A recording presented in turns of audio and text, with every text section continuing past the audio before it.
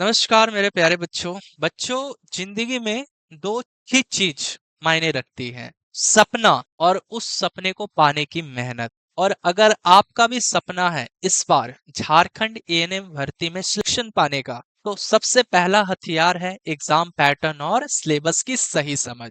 सोचिए, मैदान में उतरने से पहले अगर खिलाड़ी को खेल के नियम ही नहीं पता हो तो क्या वो जीत सकता है? बिल्कुल नहीं। तो इसीलिए आज सबसे पहले हम जानेंगे इस भर्ती का पूरा एग्जाम पैटर्न और सिलेबस, ताकि आपकी तैयारी एकदम सही डायरेक्शन में हो पाए। तैयारी कैसे करना है?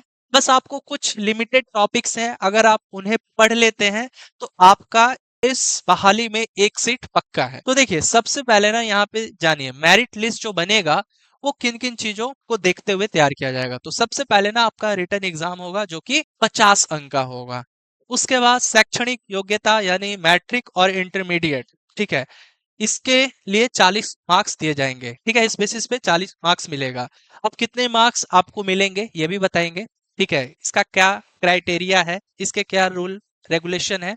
उसके बाद तकनीकी योग्यता, यानी जैसे आपने एएनएम पास आउट किया है तो आपका कितना परसेंटेज है, उस हिसाब से जो है 10 मार्क्स मिलेंगे। कार्य अनुभव के आधार पर बनेगी 50 मार्क्स, मतलब वर्क एक्सपीरियंस के बेसिस पे 50 मार्क्स। मतलब यहाँ पे टोटल अगर हम लोग देखें, ठीक है, टोटल मार्क्स देखें तो 150 अंकों पे ही जो है आपका फाइनल मेरिट लिस्ट तैयार किया जाएगा। ठीक है, आ रही है बात समझ में? तो देखिए, सबसे पहले जो है ना आयोग द्वारा आयोजित मुख्य परीक्षा का परिणाम। तो भाई, जो रिटर्न एग्जाम होगा वो 50 अंक का होगा। ठीक है, अब इस रिटर्न एग्जाम में कौन से सिलेबस से क्वेश्चन पूछे जाएंगे वो भी बताएंगे, लेकिन सबसे पहले आप लोग इन सब चीजों को पहले जान लो। तो जो रिटर्न एग्जाम होगा वो 50 मार्क्स का होगा मैक्सिमम। और जो तकनीकी योग्यता है यानी जो टेक्निकल क्वालिफिकेशन है, जैसे आपका एएनएम किया हुआ है आपने, ठीक है, तो उसके लिए 10 अंक मिलेगा। अब 10 अंक किनको मिलेगा?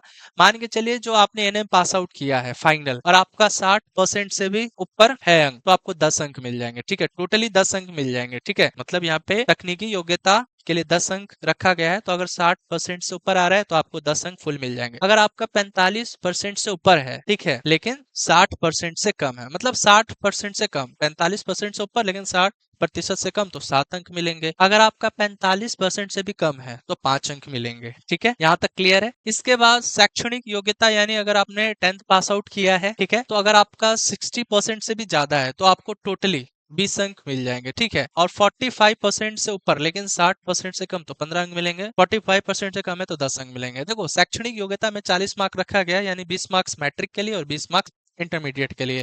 ठीक है, इंटरमीडिएट में अगर 60% से ज्यादा है तो आपको टोटली 20 अंक मिल जाएंगे। ठीक है, और अगर 45 से ऊपर है लेकिन 60% से कम है तो 15 अंक मिलेंगे।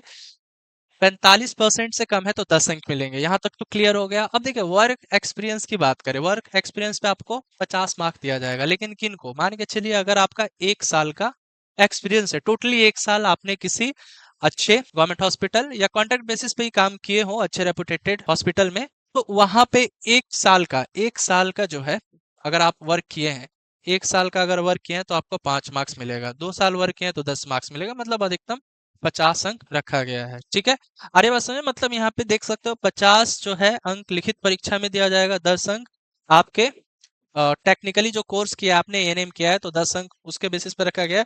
40 अंक जो है जिसमें 20 अंक मैट्रिक व इंटर है ना, 20 अंक मैट्रिक के बेसिस पे दिए जाएंगे और 20 अंक इंटर बेसिस पे दिए जाएंगे और 50 वर्क एक्सपीरियंस, मतलब टोटल 150 अंकों का ये एग्जाम होगा। मतलब फाइनल मेरिट लिस्ट इसी बेसिस पे आपका तैयार होगा।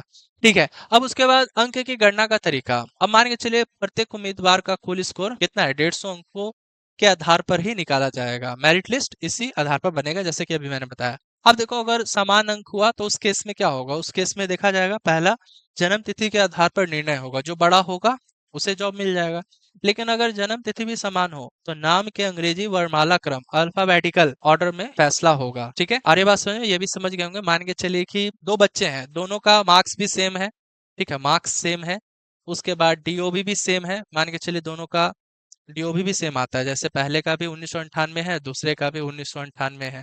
ठीक है, तो अब इस केस में नाम देखा जाएगा। मान के चलो इसका नाम जो है, मान के चलिए अजीत हुआ और इसका नाम प्रिंस हुआ, तो अल्फाबेटिकल में कौन पहले आ रहा है? ए आ रहा है, तो इसका जॉब हो जाएगा। ठीक है, तो भाई अब जो है मैं आपको ये भी बताऊंगा, जो 50 अंक का जो रिटन एग्जाम होगा उसमें आपको क्या क्या पढ़ना है। ठीक है, तो उससे रिलेटेड जो है सभी टॉपिक्स में बताने वाला हूँ कि रिटन एग्जाम में कौन कौन से टॉपिक से क्वेश्चन देखने को मिलेगा। लेकिन उससे पहले हम बता दें, अगर आप भी इस झारखंड एएनएम भर्ती की बिल्कुल बेसिक से तैयारी करना चाहते हैं, हर एक टॉपिक पढ़ना चाहते हैं बिल्कुल डिटेलिंग में, ठीक है, तो आप लोग हमारे प्रतिज्ञा बैच से जुड़ सकते हैं, जिसमें आपको ये सारे फीचर्स मिलेंगे। और सबसे खास बात यह है कि ये बैच अभी ऑफर में, यानी 650 का ये बैच आपको मिल जाएगा, ठीक है।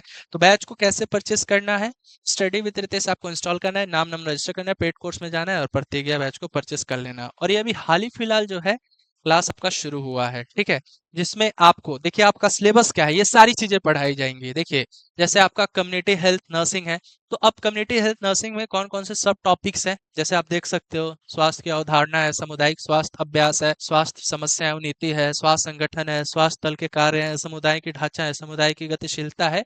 मतलब ये सारे आप देख सकते हो कम्युनिटी हेल्थ नर्सिंग में है, मतलब सेक्शन 1, ठीक है। इसके बाद सेक्शन 2 में देख सकते हो आप हेल्थ प्रमोशन से रिलेटेड ये सारे सब टॉपिक्स हैं जो आपको पढ़ने हैं, ठीक है। इसके बाद जो है यहाँ पे हम आपको दिखाते हैं, इसके बाद सेक्शन 3 में देख सकते हो प्राइमरी हेल्थ केयर में ये सारे सब टॉपिक्स आते हैं, ठीक है। ये सेक्शन 3 हो गया। आप सेक्शन 4 में भी ये सारे तो पढ़ना ही है। सेक्शन 4 में देखो चाइल्ड हेल्थ नर्सिंग से रिलेटेड ये सब टॉपिक्स हैं जो आपको पढ़ना ही है, ठीक है। इसके बाद सेक्शन 5 में आप देख सकते हैं मिडवाइफरी, तो ये भी आपका सिलेबस का पार्ट है, ठीक है। आप देख सकते हो बहुत ही बेहतरीन तरीके से जो है अगर आप बैच ले लेते हो तो ये पढ़ाया जाएगा। उसके बाद सेक्शन 6 में आपका हेल्थ सेंटर मैनेजमेंट, ठीक है। तो अगर आप हमारे बैच से जुड़कर अपनी तैयारी में चार चांद लगाना चाहते हो तो अभी ज्वाइन कीजिए प्रतिज्ञा बैच को और प्रतिज्ञा ले लीजिए कि हमें इस बार किसी भी तरह इस भर्ती में एक सीट पक्की करनी है, ठीक है। चलिए तो जल्दी से इस बैच को ले लीजिए और तैयारी शुरू कर दीजिए, या फिर अधिक जानकारी के लिए आप लोग हमारे इस दिए गए नंबर पे कॉल भी कर सकते हैं, ठीक है। बैच कैसे लेना है, बैच लेने का प्रोसीजर है, ठीक है। आई होप आपको ये वीडियो अच्छी लगी होगी। यदि वीडियो अच्छी लगी है तो वीडियो को लाइक करें, चैनल पर नहीं तो चैनल को जरूर सब्सक्राइब करें।